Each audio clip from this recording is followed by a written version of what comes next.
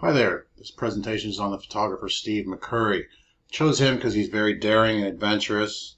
He's definitely a risk taker. He's really good at capturing the human condition all over the world. It's kind of the job I would love to have. So I kind of idolize his job, if nothing else. Great photographer, well known all over the world. He did get a start around 79, 80. 1979, 1980, he was in India, actually, and he started getting interested in the Afghan-Soviet War, the conflict that was going on there. So he ended up crossing the Pakistan border into Afghanistan right before the Soviet invasion, and ended up capturing some amazing photography, and published them, and ended up winning the Robert Capa Gold Medal for Best Photographic Reporting from Abroad. So that's kind of what launched his career and made him kind of well known. This is his most famous photograph. This was taken in 1984, again back in Pakistan. It's of a 12-year-old Pashtun orphan near a refugee camp. He heard some laughter coming from one schoolroom, and he said as soon as he saw her eyes, he said that he knew that was the one photograph he wanted to take. And in this photograph, it's a technique he uses called open shade lighting. That's where he used natural light. You block the natural sunlight coming from straight above, which might have unflattering shadows cast, maybe on the nose, the forehead, the chin, things like that, and has soft, even light, over the face. So he does use that over and over again. So this photograph did end up getting the cover of National Geographic in 1985, which kind of made him a household name. And this photograph actually became the most recognized photograph in the history of National Geographic.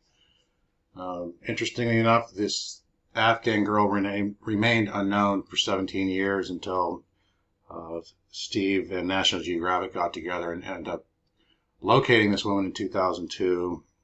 Her name was Sharbat Gula.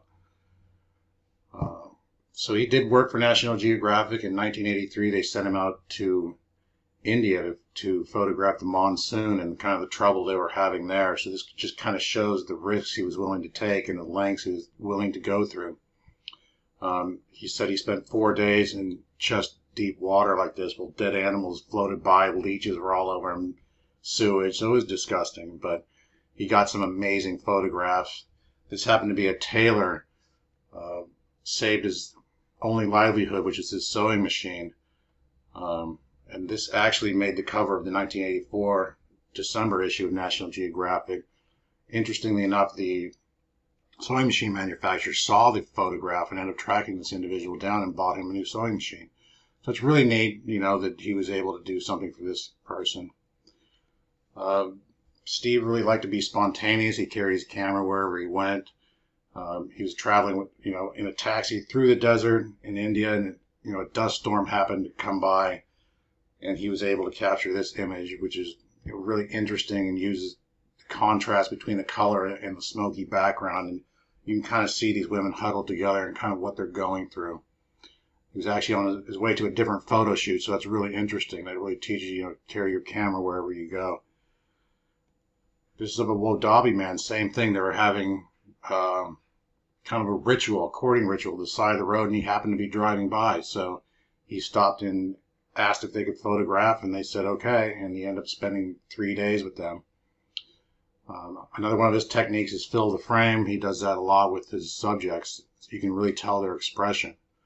Again, driving by, he saw some nomads having their evening prayer, and he also mentioned the rule of thirds. So you can tell at the top, that's where the focus of the light is, but the subject is really on the shadowy individuals in prayer. Here, this is a Holi festival in India.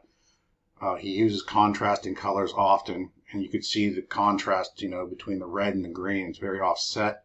He also liked to use diagonal lines a lot to convey motion. And here, stilt fisherman from Sri Lanka. He used shallow depth of field here, but you can tell what the person in the foreground is really doing there.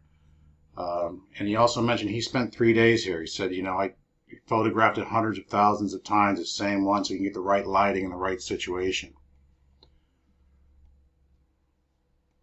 Again, here we have the shallow depth of field, so you can really see the expression on the first monk's face. You can almost kind of tell what he's feeling or thinking, or the lack thereof. And you also have the color differences as well, the blue and the red.